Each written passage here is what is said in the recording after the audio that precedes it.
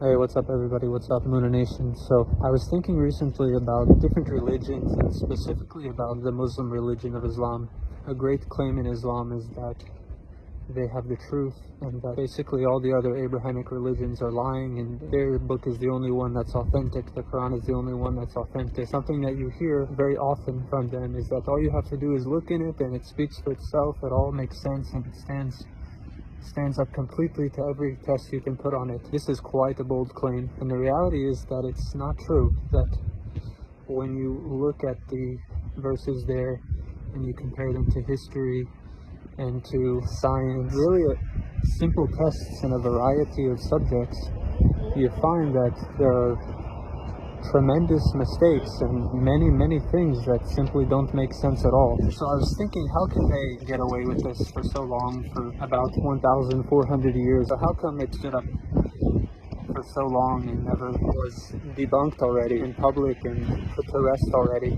Something that occurred to me is the nature of the Islamic faith makes anyone who speaks out against it literally liable to death. In countries that were controlled by this religion, you could never speak out against it. And if you were to do so, you would be liable to be executed. So this made dissent basically impossible. You had one side that was saying this is the religion of truth and it's obvious and look at it, everything stands for itself.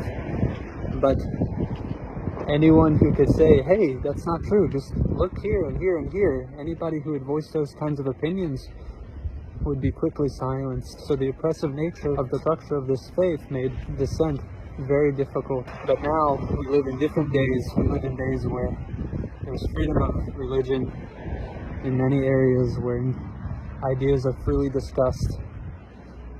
Not in those regions where Islam is still the law of the land, but places that are more tolerant to freedom, these things can be talked about. And as they're talked about and explained and researched by people, the truth is able to come out, and the power structure that allowed lies to be promulgated without any repercussion has no effect in these areas where we're allowed to speak the truth.